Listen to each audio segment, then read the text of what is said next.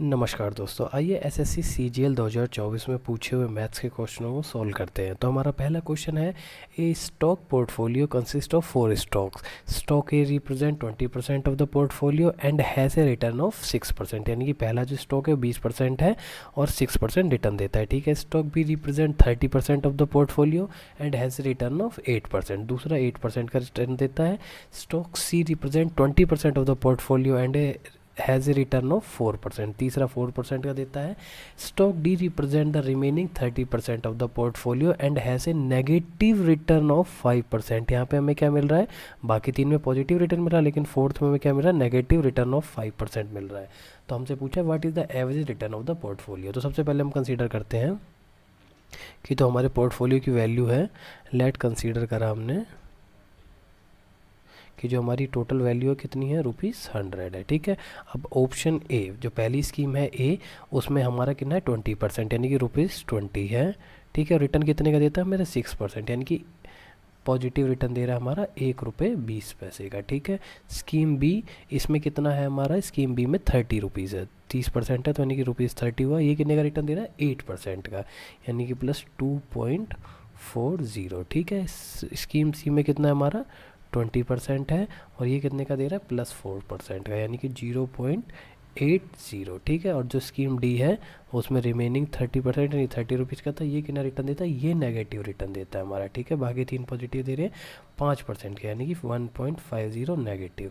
तो ये तीन तो हमारे ऐड होंगे क्योंकि ये पॉजिटिव रिटर्न दे रहे हैं और ये उसमें से लेस होएगा। इन तीनों को जोड़ते हैं, हमारी वैल्यू आई, ये आया 40 और इधर से आया 4.40। इन्हें ये तीनों ने मिला के हमारे 4.40 का रिटर्न दिया, यानी कि 4.40 दे रहे हैं और ये माइनस का 1.50। इसे सॉल्व करते हैं तो हमारा है 2.90 पॉजिटिव है, यानी कि पूरे ₹100 पे हमें कितना रिटर्न मिल रहा है 2.9 का। हमारा कौन सा ऑप्शन है, पहला ऑप्शन। पहला ऑप्शन बिल्कुल क्या हो गया हमारा, करेक्ट हो गया। चलिए दोस्तों, अपने नेक्स्ट क्वेश्चन की तरफ चलते हैं। हमारा नेक्स्ट क्वेश्चन है, सिंप्लीफाई करना है, हमें इक्वेशन दे रखी है। देखिए, इस तरीके की क्वेश्चन को सॉल्व करने के लिए हमेशा बोर्ड मास का रूल यूज़ करते हैं, BODMAS।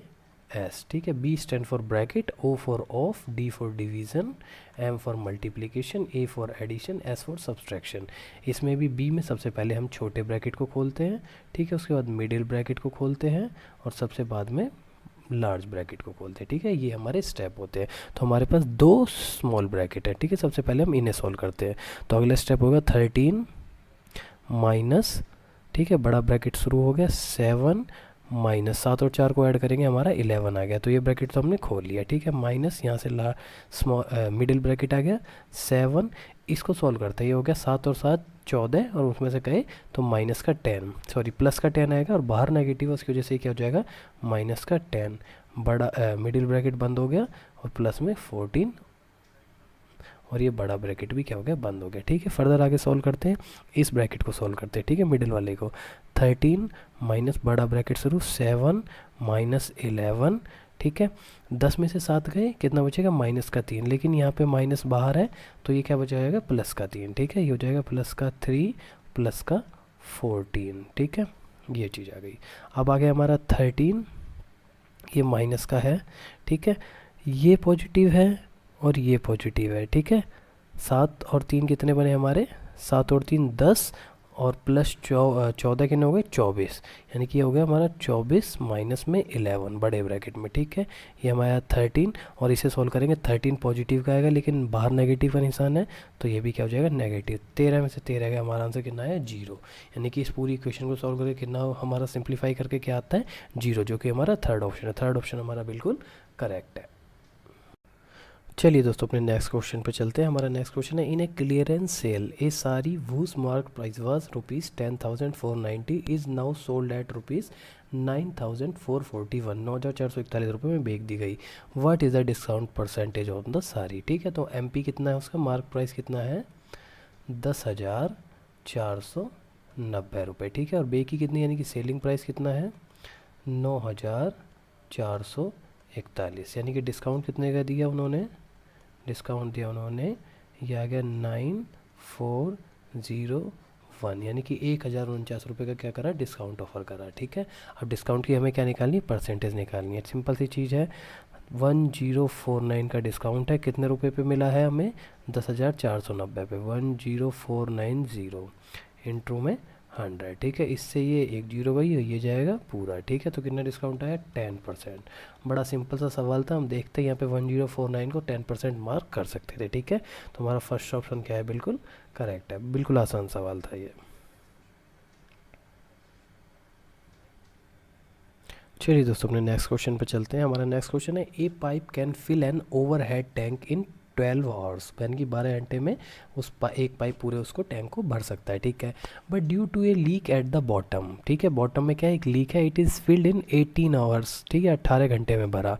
If the tank is full, ये कह रहा है टैंक क्या है? फुल है। How much time will it leak? मतलब पूरा टैंक भरा पड़ा है, इसको खाली होने में कितना टाइम लगेगा, ठीक है।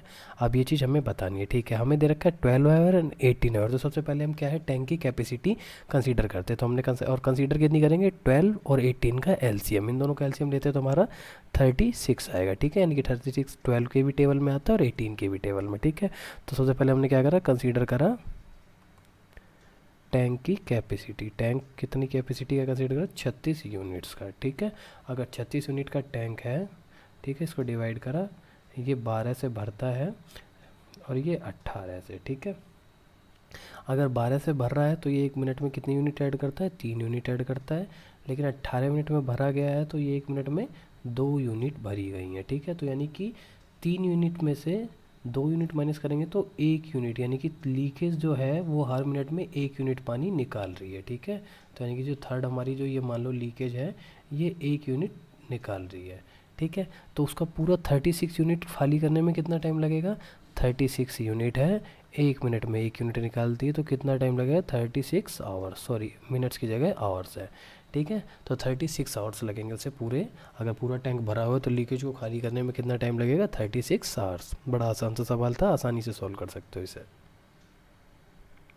चलिए दोस्तों अपने नेक्स्ट क्वेश्चन पे चलते हैं। हमारा नेक्स्ट क्वेश्चन है, two triangles E F G and H I J are congruent.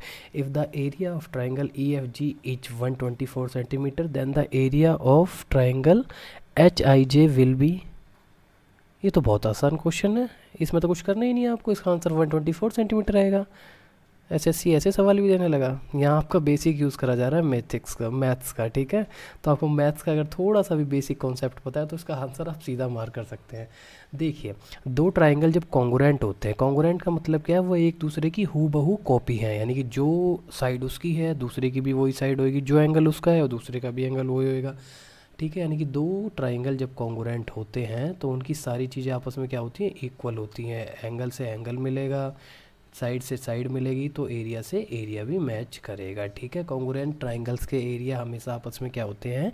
Equal होते हैं। तो एक का 124 दे रखा है तो दूसरे का भी 124 सेंटीमीटर होएगा, ठीक है। हाँ, अगर यहाँ पे हमें कॉन्ग्रुएंट की जगह सिमिलर दे रखा होता है, क्या दे रखा होता है? सिमिलर। तो यहाँ पे हमें रेशियो दे रखा होता है कि एक का मान लो कि या तो अगर इसका 124 है तो कोई रेशियो ज़रूर दे रखा होता है हमें यहाँ पे, कि मान लीजिए इसकी साइड 2 है और इसकी साइड 4 है, तो जो एरिया होता है वो उसका क्या हो जाता है? स्क्वायर की फॉर्म में चेंज हो जाता है। तो हमें यहाँ कॉन्ग्रुएंट दे रखा है तो इतना सोचना ही नहीं है, हम सीधा अपना आंसर मार्क कर सकते हैं। चलिए दोस्तों अपने नेक्स्ट क्वेश्चन पे चलते हैं। हमारा नेक्स्ट क्वेश्चन है, let a plus b equal to 2c then which of the following expression is true, ठीक है। इस तरीके के क्वेश्चन में क्या करते हैं? सबसे पहले आप वैल्यू पुट करके देखोगे किस किस वैल्यू से ये चीज़ सेटिस्फाई हो रही है, ठीक है। सबसे पहले हम मान के चलते हैं ए की वैल्यू कितनी है? 1 है। बी की वैल्यू कितनी है? 1 है। तो सी की वैल्यू अपने आप कितनी आ गई? सी की वैल्यू भी क्या आ गई? 1 आ गई, ठीक है।